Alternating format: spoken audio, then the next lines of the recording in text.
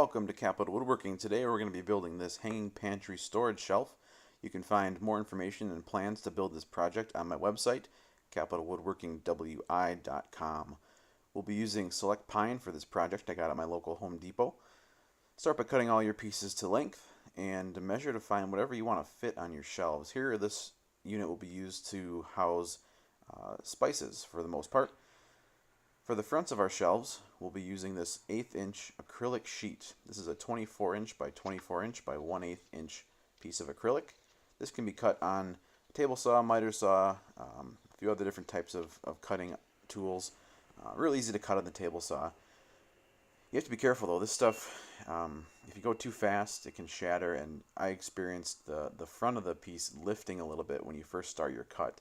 So make sure you use some extra caution, go slow, and it cuts no problem. The one thing to look out for though is that it does have really sharp edges after you cut it. So grab some 220 sandpaper and just round those off a little bit. Careful not to scratch the faces of your pieces. In order for our shelves to be adjustable, we need to drill some shelf pin holes. For this I use a Rockler shelf pin jig. There's a lot of other ways to do this. This is just what I have and it works well. It allows you to drill 2 sets of holes at one time, helps to keep everything aligned. With this project I had to use a couple of 1-inch pieces of scrap as spacers on either side of the jig to bring the holes for the shelf pins closer to the edge of each board. Drill your 2 rows of holes, flip your boards around, align everything again, and drill your second set of holes. Now we'll move on to assembling our frame. For this we just use pocket holes and pocket hole screws. I also like to use a little bit of glue at these joints. I find that the combination of the screws and the glue really does a good job of holding everything together. Before you drive your first screw into your connection here, make sure all your boards are aligned and clamped together. This will help prevent them from moving around on you once you get that first screw started. I do use these Craig clamps, but you could use a regular clamp as well to hold this connection together while you're putting your screws in. Next we'll install our fixed shelves. Cut 2 spacer blocks out of scrap at 15 inches and 2 at 12 inches. These will be our spacer blocks to help keep our shelf in place while we drive in the screws. Again, glue and a clamp and the pocket hole screws. When installing these fixed shelves, position them in a way where the pocket holes will be facing toward the spacer blocks. This way, once everything is finished and installed, the holes won't be visible when you're looking at the project. I still, on this upper shelf, will install pocket hole plugs and then cut them flush with a flush cut saw and sand them smooth, and then paint over them so that they won't be visible when looking at that upper shelf. To hang this on the wall or on your door, we'll be using a French cleat system.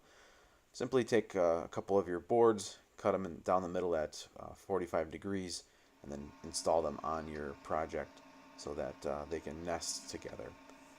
For the removable shelves, this is probably the most difficult part of the project, is to drill these holes partially on your board and partially outside your board of your removable shelves.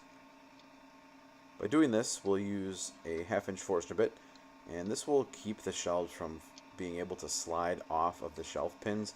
Usually adjustable shelves just kind of rest on these pins, but the idea was to have it mounted to a door of a pantry, so if that door were to slam closed, all these shelves would just fly right off. So I had to figure out a way to keep those shelves from coming off.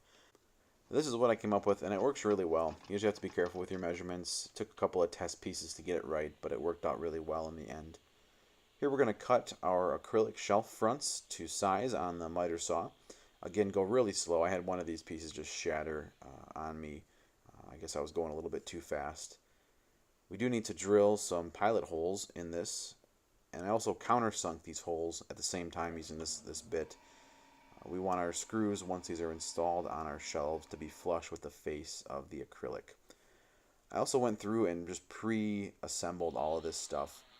The 5 adjustable shelves have a little bit shorter pieces, and then the 2 fixed shelves we installed have these longer pieces of acrylic that install onto the shelf and also onto the side of our frame, keeping them from moving.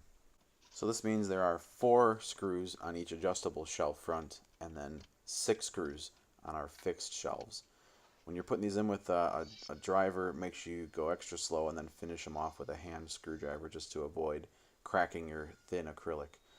Then it's on to sanding and adding a little bit of detail. With the router, I chose to add a 45-degree chamfer along all of the outside edges of our frame. I think it looks really nice.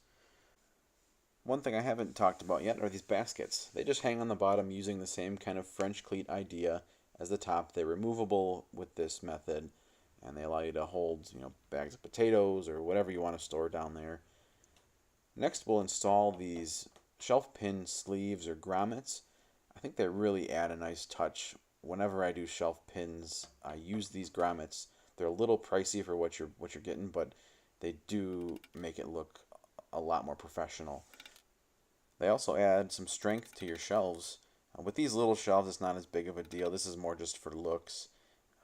But if you have some bigger shelves, they're going to be holding heavy books and things that are going to be pushing down on your shelf pins with a lot more weight. These grommets will help prevent that wood from compressing under that weight.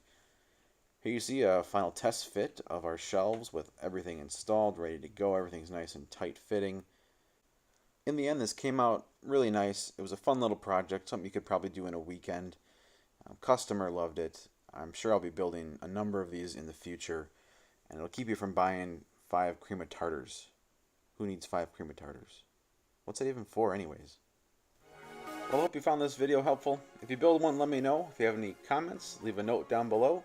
Otherwise, find me on Instagram at Capital Woodworking. Until next time.